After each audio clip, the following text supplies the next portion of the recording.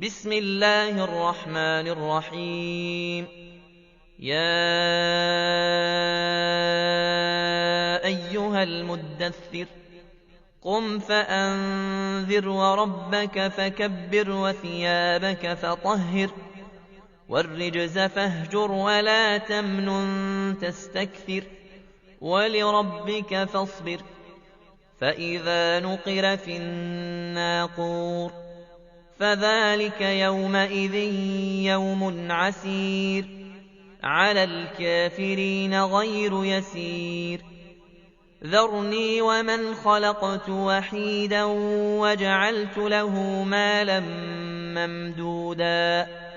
وبنين شهودا ومهدت له تمهيدا ثم يطمع أن أزيد كلا إنه كان لآياتنا عنيدا سأرهقه صعودا إنه فكر وقدر فقتل كيف قدر ثم قتل كيف قدر ثم نظر ثم عبس وبسر ثم أدبر واستكبر فقال إن هذا إلا سحر يوثر إن هذا إلا قول البشر سأصليه سقر وما أدراك ما سقر لا تبقي ولا تذر لواحة للبشر عليها 19 وما جعلنا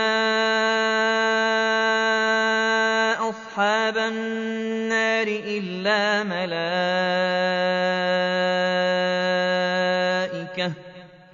وما جعلنا عدتهم إلا فتنة للذين كفروا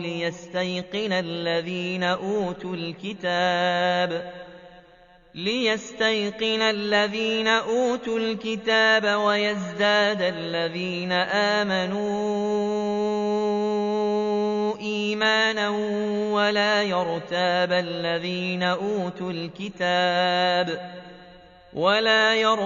الذين أوتوا الكتاب والمؤمنون وليقول الذين في قلوبهم مرض والكافرون ماذا أراد الله بهذا مثلا كذلك يضل الله من يشاء ويهدي من يشاء وما يعلم جنود ربك إلا هو وما هي إلا ذكرى للبشر كلا والقمر والليل إذا ادبر والصبح إذا أسفر إنها لإحدى الكبر نذيرا للبشر لمن شاء منكم أن يتقدم أو يتأخر كل نفس بما كسبت رهينة إلا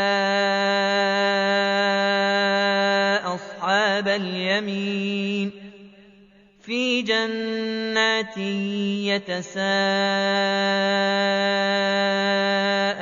عن المجرمين ما سلككم في سقر قالوا لم نك من المصلين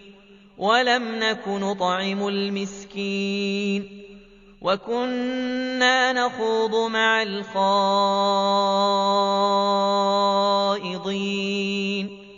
وكنا نكذب بيوم الدين حتى أتانا اليقين فما تنفعهم شفاعة الشافعين فما لهم عن التذكرة معرضين كأنهم حمر مستنفرة فرت من قسورة بل يريد كل امرئ منهم أن يؤتى صحفا منشرة كلا بل لا يخافون الآخرة كلا إنه تذكرة فمن شاء ذكره وما تذكرون إلا أن يشاء الله هو أهل التقوى وأهل المغفرة